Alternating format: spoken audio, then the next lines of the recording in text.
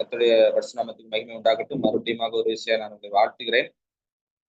இன்னைக்கும் கர்த்தர் நம்மகிட்ட பேச போகிற ஒரு வசனம் நீதிமொழிகள் 29வது அதிகாரம் முதல் வசனத்தை வாசிக்கிறேன். அடிக்கடி கடிந்து கொள்ளப்பட்டும் தன் பிடரியை கடினப்படுத்துகிறவன் சகாயமின்றி சடிதியில் நாசம் அடைவான். ஒரு எச்சரிக்கையான ஒரு வசனம். அடிக்கடி ஆண்டவர் பேசுகிற ஒரு வசனம். அடிக்கடி கடிந்து கொள்ளப்பட்டும் தன் பிடரியை கடினப்படுத்துகிறவன் சகாயமின்றி சடிதியில் நாசம் அடைவான். அதுக்கு அர்த்தம் என்னன்னா, அடிக்கடி வான் பண்ணப்பட்டும் அடிக்கடி கிடைச்ச பிறகும் திருந்தாம இருக்கிறவங்களுக்கு சடுதியா ஒரு பிரச்சனை வரும். அவங்களால அதுக்காக ரியாக்ட் பண்ணவே முடியாது அப்படிங்கிறது அதோட அர்த்தம். ஸோ இன்னைக்கு நம்ம லைஃப்ல நிறைய வார்னிங்ஸ் ஆண்டவர் நமக்கு கொடுத்திருப்பார். நிறைய வார்னிங்ஸ் ஆண்டவர் கொடுத்திருப்பார். இதை செய்யாத, இப்படி இருக்காத, இதை செய்யாத அப்படின்னு சொல்லி நிறைய வார்னிங்ஸ் கொடுத்திருப்பார். ஆனா அந்த வார்னிங்ஸ்க்குலாம் நம்ம கீழ்ப்படியாம போயிட்டோம், கீழ்ப்படியாம இருந்தோம்னா நமக்கு போகிற ப்ராப்ளம்ல இருந்து நம்மளால தப்பிச்சு கொள்ள முடியாது அப்படின்னு சொல்லிட்டு தான். இன்னைக்குமே பாத்தீங்கன்னா நம்முடைய சரீரம் ஏதாவது ஒரு சரீரத்துல ஒரு பிரச்சனை வரப்போகுது, சரீரத்துல ஒரு வியாதி வரப்போகுதுன்னா நிறைய சிம்டம்ஸ் வரும். நிறைய சிம்டம்ஸ். சிலவங்களுக்கு ஜுரம் அடிக்கும், சிலவங்களுக்கு உடம்புல பிம்பிள்ஸ் வரும். சில டிஃப்ரெண்டான விஷயங்கள் உங்களுடைய ஸ்கின்ல, உங்களுடைய பாடியில உங்களால ஃபீல் பண்ண முடியும். அப்படின்னு ஏதோ உடம்புல ஏதோ ஒரு பிரச்சனை வரப்போகுதுன்னு அர்த்தம். அந்த சிம்டம்ஸ்ல நம்ம கவனிக்காம அப்படியே கேர்லெஸ்ஸா கிராண்டடா எடுத்துட்டு விட்டுட்டோம்னா என்ன ஆகும்னா ஏதோ ஒரு பெரிய பிரச்சனை வரும். ஸோ அந்த பிரச்சனை வரும்போது நம்மளால அதை மேனேஜ் பண்ணணும். அப்ப ஆண்டவர்கிட்ட கேட்போம், ஏன் ஆண்டவர் இவ்வளவு பெரிய ஒரு பிரச்சனை வந்துச்சு அப்படின்னு நம்ம புலம்புவோம். ஆண்டவர் சொல்ல, உனக்கு நான் நிறைய வார்னிங் கொடுத்தேன். உன் உடம்பு நிறைய சிம்டம்ஸை காட்டுச்சு. உனக்கு ஒரு பிரச்சனை வரப்போகுதுங்கிறதுக்கு நிறைய சிம்டம்ஸ் காட்டுச்சு. நீ அதை பொருட்படுத்தாம இருந்ததுனால தான் இன்னைக்கு பிரச்சனை அப்படின்னு சொல்லி ஆண்டவர் சொல்லுவார். ஸோ இன்னைக்கு நம்ம லைஃப்ல சில நேரங்கள்ல இந்த வேர்டு கொஞ்சம் ஹார்ஷான ஒரு வேர்டு, நம்ம சொரணை இல்லையா அப்படிங்கிற ஒரு வேர்டு. ஏன்னா அப்படிதான் வசனமும் சொல்லுகிறது. ஏன்னா ஒரு மனிதனை குறிச்சு ஒரு ஒரு நல்ல தேவ மனுஷன், ஆண்டவருக்காக ஆண்டவர் வல்லமையா பயன்படுத்தின ஒரு மனுஷன் இந்த மாதிரி ஒரு தன்னுடைய லைஃப்ல ஆண்டவர் கொடுத்த கிருபையை, கொடுத்த அபிஷேகத்தை கிராண்டடா எடுத்துக்கிட்டு வாழ்க்கையில உணர்வில்லாமல் வாழ்ந்ததுனால் தன்னுடைய வாழ்க்கையை எப்படி இழந்து போனான்ங்கிறதை குறித்து நம்ம தியானிக்க போகிறோம். சிம்சோனை குறிச்சு பேச போகிறோம். சிம்சோன் பிறக்கும் போதே ஒரு ஆண்டவரால கர்த்தருடைய வார்த்தையின்படி பிறந்த ஒரு மகன். அந்த காலத்துல மனோவா அப்படிங்கிற ஒரு மனுஷன் இருக்கிறான். அவனுக்கு குழந்தை இல்லை. குழந்தை இல்லாத டைம்ல ஆண்டவர் ஒரு தரிசனத்தை கொடுக்கிறார், உனக்கு ஒரு குழந்தை பிறக்கும்னு சொல்லிட்டு.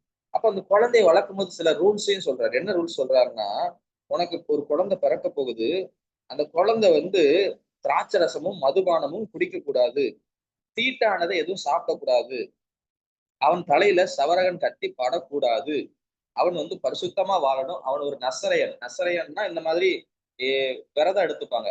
அவங்க தலையை முடிய வெட்டக்கூடாது, தப்பான விஷயத்த செய்யக்கூடாது, சாப்பிடக்கூடாது, பிணம் அதாவது செத்த மிருகங்களோ செத்தவர்கள் பக்கத்துல அவன் போகக்கூடாது.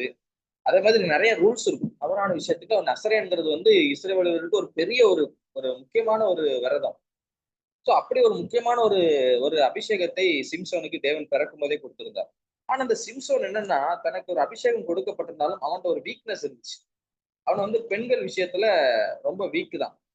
அப்போ அவன் என்னன்னா அடிக்கடி சில பெண்களை லவ் பண்றதுன்னு சொல்லிட்டு போயிடுவார்.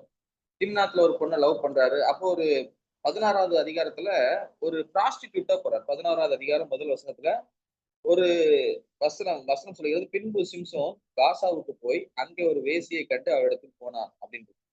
அப்போ என்னன்னா அந்த சிச்சுவேஷனுடைய பேக்ரவுண்ட் நான் சொல்றேன். சிம்சோன் என்பவன் இஸ்ரவேல் தேசத்தை சேர்ந்த ஒரு மனுஷன். அந்த சிம்சோன் வாழ்ந்த காலத்துல சிம்சோன் பெலிஸ்தர்களுடைய கையில அவன் அடிமையா இருக்கிறான். அந்த டைம்ல பெலிஸ்தர்கள் தான் இஸ்ரவேல் ஜனங்களை ஆளுகிறார்கள், ஒடுக்குகிறார்கள். அவன் கொஞ்சம் மெஜாரிட்டியா இருக்கும்போது இந்த டைம்ல சிம்சோன் என்ன பண்றான்னா, அவன் பெரிய பலசாலியா இருக்கான். பெலிஸ்தர்களை அவன் தான் சண்டை போடுறான். இஸ்ரவேலுக்கு அவன் தான் ஒரு நியாயாதிபதியா இருந்து எல்லாத்தையும் செய்யும் போது பெலிஸ்தர்களுக்கு இவன் மேல ஒரு ஒரு புரட்சியாளன், இஸ்ரவேலர்களை காப்பாத்துகிற ஒரு புரட்சியாளன். சோ பெலிஸ்தர்கள் இவன் மேல ஒரு கண் வைக்கிறாங்க, எப்படியாவது கொல்லணும் அப்படின்னு சொல்லிட்டு. இந்த மாதிரி ஒரு சூழ்நிலை தான் அவன்கிட்ட இருக்கிற ஒரே ஒரு வீக்னஸ், பெண்கள் விஷயத்துல அவன் அடிக்கடி விழுந்து போயிடுவார். அப்போ இந்த ஒரு வேசின் இடத்துல போகிறான். இருக்கும்போது என்ன ஆகுதுன்னா, அவனுடைய எதிரிகள் அவனை சூழ்ந்து கொள்கிறார்கள்.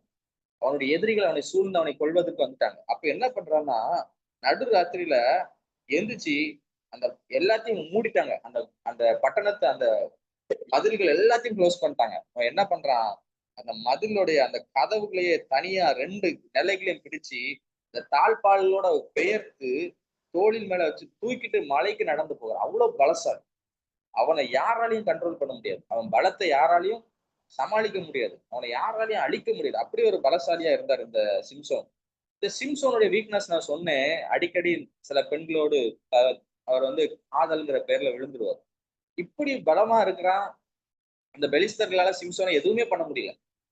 அவனை என்னெல்லாமோ ட்ரை பண்ணி பார்க்குறாங்க. சிம்சோனை ஒண்ணும் பண்ண முடியல. அப்போ சிம்சோன் என்ன பண்றான்னா, அதே பெலிஸ்தர்கள் தனக்கு யார் எதிரியோ அந்த பெலிஸ்தர்கள்ல ஒரு பெண்ணை இவன் காதலிக்க ஆரம்பிக்கிறான்.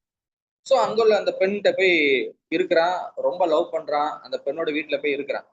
இருக்கும்போது அந்த பெலிஸ்தர்கள் அவனுடைய எதிரிகள் என்ன செய்யறாங்கன்னா, அந்த இவன் லவ் பண்ற அந்த பொண்ணுட்ட போய் சொல்றாங்க, "நீ எப்படியாவது அவன் பலத்தோட ரகசியம் எங்க இருக்குன்னு கண்டுபிடிச்சு கொண்டு வா. அவன் எப்படி இவ்வளவு ஸ்ட்ராங்கா இருக்கிறான், அந்த ரகசியத்தை நீ தெரிஞ்சுட்டு கொண்டு வா. கொண்டு வரலன்னா கொண்டு வந்தா உனக்கு நிறைய வெள்ளிக்காசு தாரோம்" அப்படின்னு சொல்றாங்க. சொல்லும்போது அந்த அவருடைய லவ்வர் என்ன பண்றான்னா, அவனுடைய சிம்சோனை அவன் ஆசையாய் பேசி அவன்கிட்டயே கேட்கிறான். அவளுடைய பேர் தெலீலாள். இந்த தெலீலாள்ங்கிறவன் சிம்சோன்ட்டே கேட்கிறான், "நீ எப்படிப்பா இவ்வளவு ஸ்ட்ராங்கா இருக்கிற? உன்னை என்ன செஞ்சா நீ வீக்கா மாறிடுவ?" அப்படின்னு சொல்லி சிம்சோன்ட்டே கேட்கிறான். அப்ப சிம்சோன் ஒரு ஆன்சர் பண்றான். என்ன 16வது நியாயாதிபதிகள் 16வது அதிகாரம் 7வது வசனத்துல, "உலராத பச்சையான 7 அகனினார் கயிறுகளாலே என்னை கட்டினால் நான் பலட்சியமாகி மற்ற மனுஷனை போல ஆவேன்." என்ன சொல்றான்னா, பச்சை கயிறுனாலே கட்டினா என்னுடைய ஸ்ட்ரென்த் போயிரும் அப்படின்னு சொல்றான். உடனே அவளும் எல்லாத்தையும் கூப்பிட்டு இப்படி கட்டினா போயிருங்கிறான் அப்படின்னு உடனே அவனை படுக்க வச்சு அவனை தூங்க வச்சு அவனை கட்டிடுறாங்க. கட்டிட்டு அவ சொல்லிடுறா அவங்ககிட்ட எதிரிகள்கிட்ட சொல்லி, "வாங்க அவனை கட்டிட்டேன்" அப்படின்னு சொல்லும்போது எல்லாரும் அவனை கொல்றதுக்கு வரும்போது சிம்சன் என்ன பண்றான்னா அந்த கயிறுகள் எல்லாம் அறுத்து அவளை கொல்றான். எதிரிகளை அவன் கொண்டு ஜெயிச்சுட்டான், தப்பிச்சிட்டான். அப்போ அந்த லவ்வருக்கு பயங்கர கோவம். "நீ என்னை ஏமாத்திட்ட, எனக்கு உண்மையை சொல்லாம ஏமாத்திட்ட" அப்படின்னு சொல்லி, நான் உன்னை கேட்டேன், உன்கிட்ட உண்மையா நீ உனக்கு எது உன்னுடைய வீக்னஸ் சொன்னா நீ எனக்கு சொல்லவே இல்ல அப்படின்னு அவ சொல்லும்போது, மறுபடியும் சிம்சன் இன்னொரு நாள் என்ன சொன்னான்னா, அவனுக்கு இன்னொரு சொல்றான். இன்னொரு வீக்னஸ் இதுதான் அப்படின்னு சொல்லிட்டு இன்னொரு ரீசனை சொல்றான். அவ அதையும் செஞ்சு பாக்குறா. அதுலயும் சிம்சன் தப்பிச்சு போயிடுறான். அவளுக்கு மறுபடியும் இரிட்டேட் ஆகுது. என்ன 2 தடவை ஏமாத்திட்ட. 3 தடவை உண்மையா சொல்லு. உன்னுடைய வீக்னஸ் எது?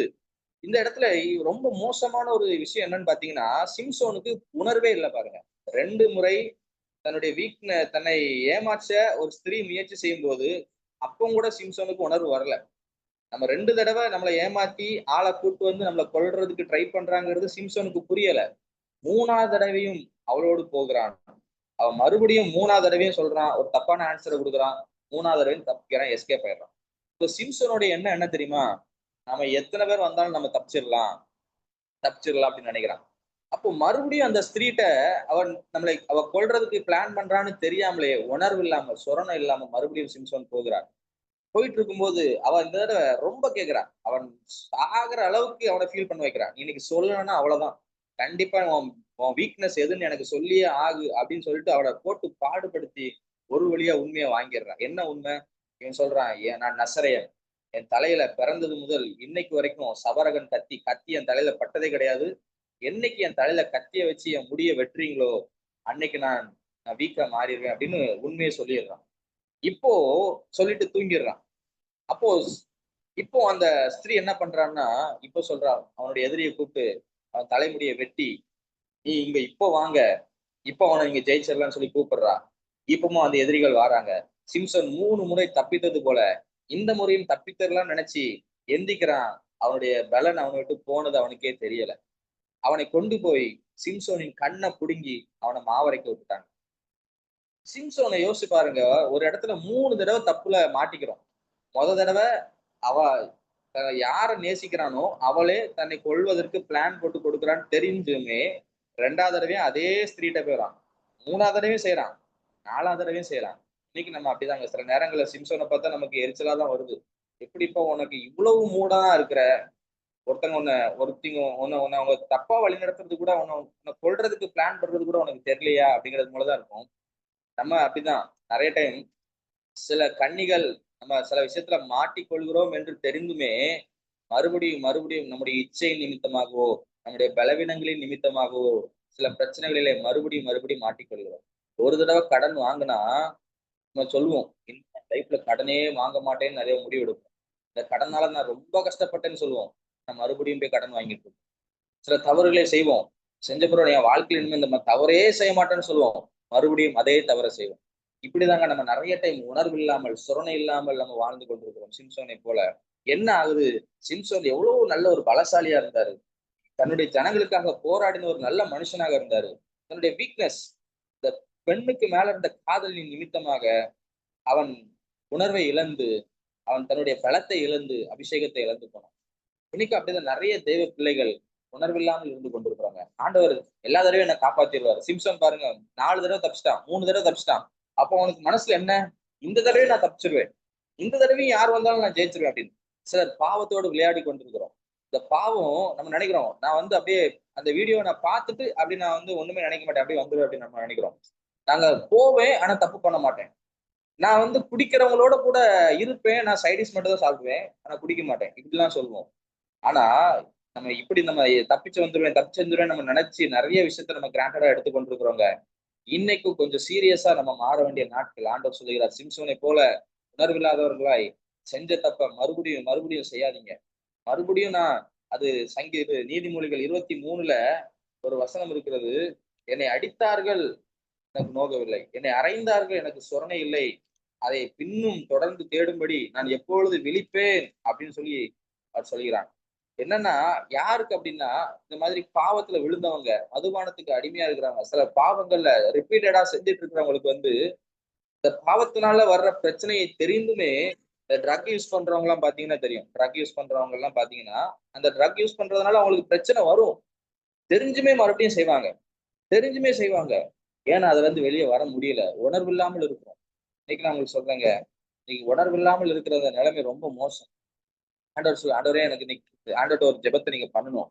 ஆண்டவரே எனக்கு உணர்வை தாங்கப்பா. உணர்வு இல்லாம இருக்கிற ஆண்டவரே, இன்னும் நான் அடி வாங்குறேன். அடி வாங்கிட்டே இருக்கேன். ஒவ்வொரு நாளும் தப்பு பண்ணி நான் அடி வாங்குறேன். ஒவ்வொரு நாளும் நான் கஷ்டப்படுறேன். ஆனாலும் செஞ்ச தப்பே நான் திரும்பி செய்றேன் ஆண்டவரே. செஞ்ச தப்பே நான் திரும்பி செய்றேன்னு சொல்லி நீங்க இன்னைக்கு ஜெபம் பண்ணி ஆண்டவர்ட்ட அந்த உணர்வை எப்படியாவது வாங்குங்க. உணர்வு இல்லாமல் இருக்கிற அந்த சூழ்நிலை ரொம்ப மோசம். சிம்சோனை போல நம்முடைய வாழ்க்கையை இழந்துடக்கூடாது. சிம்சோனுடைய வாழ்க்கை எப்படி முடிஞ்சது தெரியுமா? சிம்சோன் ரொம்ப ஸ்ட்ராங்கா இருந்தவர். ஒரே கையினால 1000 பேரை கொன்றவர். அவரை பிடிச்சு கட்டி வச்சிருக்கிறாங்க. கட்டி வச்சு அவனை எதுவும் செய்ய முடியல. சொல்றான், கண்ணை குருடாக்கிட்டாங்க. அவனை நடத்தி கொண்டு போறதுக்கு ஒரு சின்ன பையன் கையை பிடிச்சு நடத்திட்டு போறான். பாவரைச்சிட்டு இருக்கிறான். இப்போ கடைசியில ஒரே ஒரு விஷயம் மட்டும் எனக்கு இறங்குங்கன்னு சொல்லி ஜெபம் பண்றான்.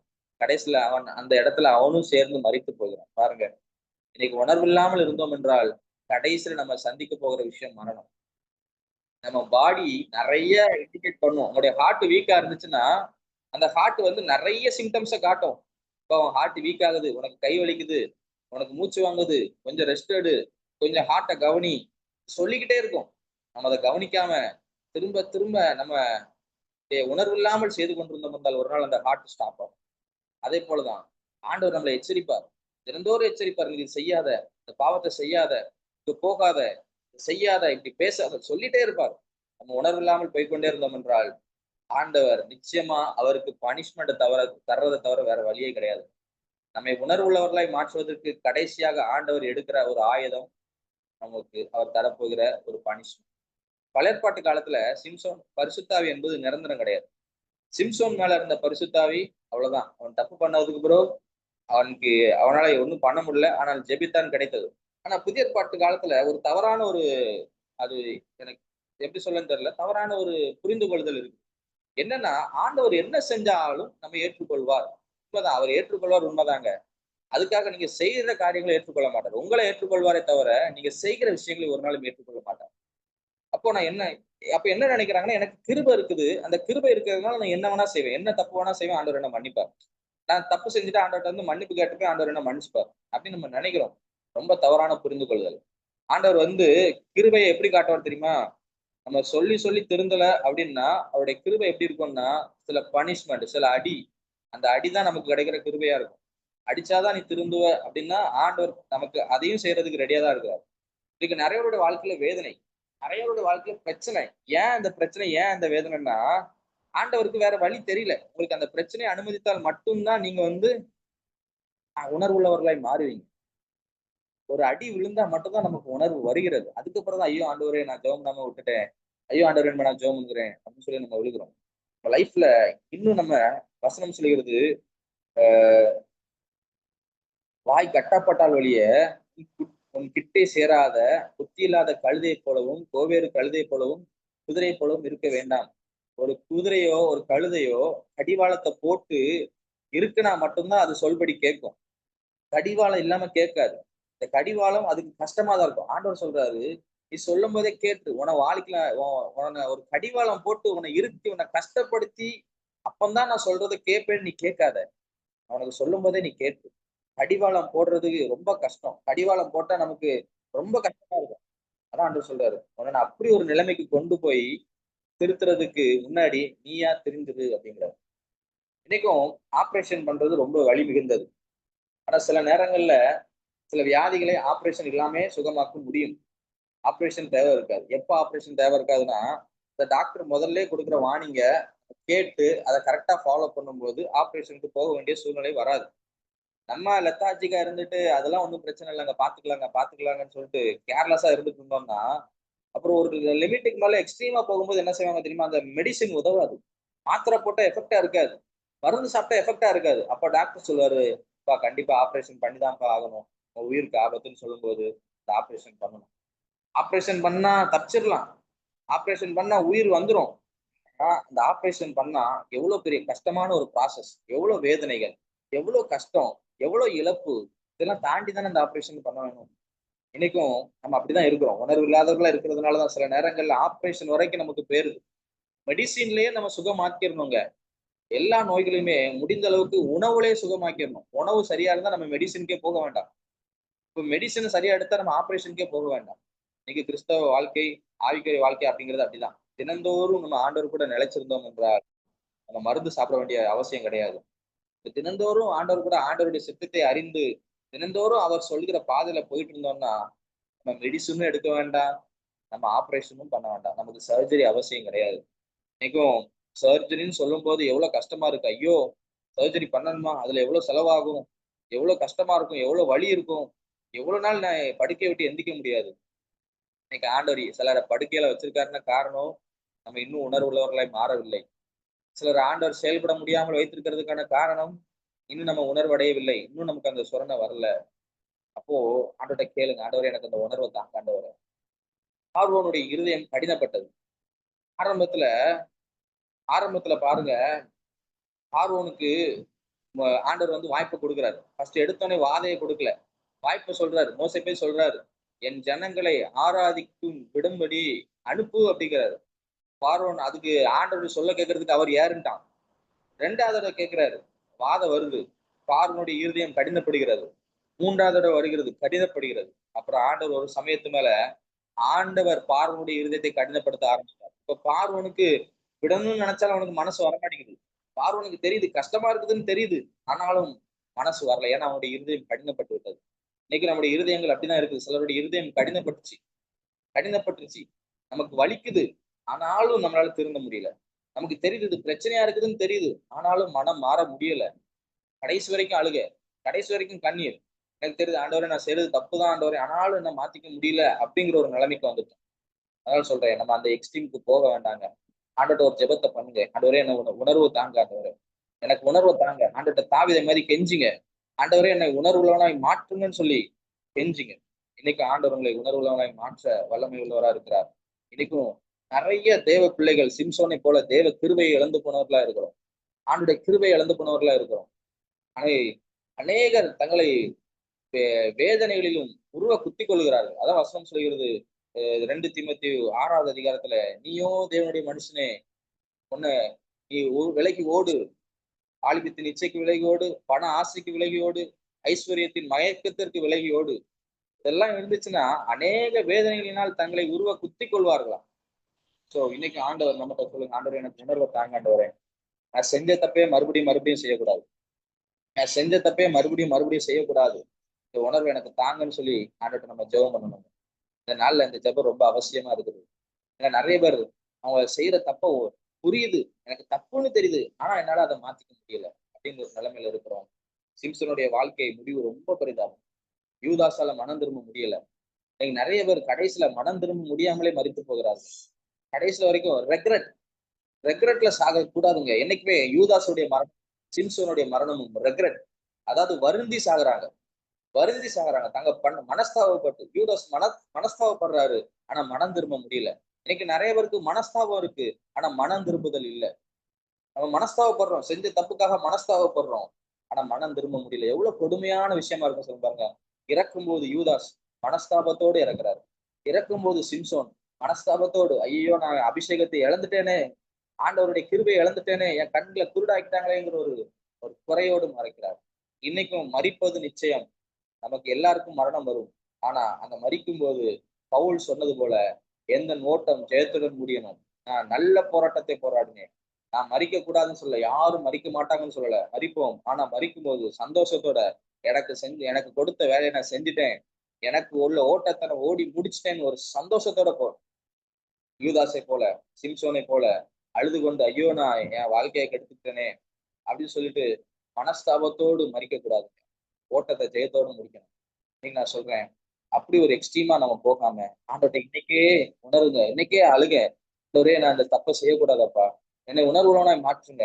இந்த உணர்வுங்கிறது யோசிச்சு பாருங்க. நம்ம உடம்புல சில நேரத்துல அந்த ஸ்கூல் படிக்கும் போதெல்லாம் தெரியும், டீச்சர்ஸ் ரொம்ப அடிக்கும் போது சரி நமக்கு உணர்வே இல்லைன்னா அந்த அடிக்கிற வழியில வலிக்கவே வலிக்காது அப்படின்னு. ஆனா உடம்புல உணர்வு இல்லாமல் இருக்கிறதுங்கிறது வந்து நல்ல விஷயம் கிடையாது. உணர்வு இருந்தாதான் நம்ம உயிரோட இருக்கோம்னு அர்த்தம். அப்போ நம்ம உணர்வு இல்லாமல் இருக்கிறோம் என்றால் நம்ம செத்தவர்களா இந்த உலகத்துல வாழ்ந்து கொண்டிருக்கிறோம். உணர்வு இல்லாத ஒரு வாழ்க்கை செத்த வாழ்க்கை. எனவே ஆண்டுகிட்ட கேளுங்க, எனக்கு அந்த உணர்வை தாங்க. நம்ம எல்லாரும் திட்டுவோம், உனக்கெல்லாம் சொரணே இல்லையா, உனக்கெல்லாம் சூடு சொரணை எல்லாம் கிடையாதா, இன்னும் நீ திருந்த மாட்டீரியா, இன்னும் எத்தனை நாளைக்கு இப்படி இருக்க, எல்லாம் திட்டுவோம்ல நம்ம ஒருத்தர் ஒருத்தர். இன்னைக்கு ஆண்டோட உங்களை உங்களை நம்மளே சொல்லிக்கணும். உங்களை நீங்களே கேளுங்க, ஏன் இன்னும் நீ மாறாம இருக்கிற, ஏன் இன்னும் நீ ஜெபம் பண்ண ஆரம்பிக்கல, ஏன் நீ உபவாசம் பண்ண ஆரம்பிக்கல, ஏன் நீ ஊழியத்தை மறுபடியும் செய்ய ஆரம்பிக்கல, ஏன் நீ ஆண்டோட்ட நெருங்கி பேசாம இருக்கிற. உன்ட்ட ஆண்டவர் எத்தனை தடவை சொன்னார்ல, நீ காலையில எழுந்திரிச்சு ஜெபம் பண்ணு, இரவு ஜெபம் பண்ணு, நீ ஆண்டவருங்க தேசத்துக்காக ஜெபம் பண்ணு எத்தனை முறை சொன்னார்ல, ஏன் அதை நீ இன்னும் செய்ய ஆரம்பிக்கல. ஆண்டவர் சொல்வதை உணர்வோடு செய்ய ஆரம்பிக்க. கடைசியில காலம் தாழ்ந்த பிறகு, ஐயோ நான் போதகத்தை நான் நிறுத்தனே, கடிந்து கொள்ளுதலை என் மனம் அலட்சியம் பண்ணினதே, என் போதகருடைய சொல்லை நான் கேளாமலும் கடிந்து கொள்ளும் போது நான் வந்து அதை கேட்காமலும் போயிட்டேன்னு சொல்லி ஃபீல் பண்ணக்கூடாதுங்க. கடைசியில தான் நம்ம வந்து நிறைய மறிக்கும் போது நிறைய தாத்தாமார்கள் பாட்டிமார்கள் மறிக்கும் போது என்ன சொல்லிட்டு சாகுறாங்கன்னா, நான் என் லைஃபை கெடுத்துக்கிட்டேன், நீயாவது நல்லா இரு. ஐயோ எனக்கு யாராவது கொஞ்சம் முன்னாடி சொல்லியிருந்தா நல்லா இருந்திருக்குமே.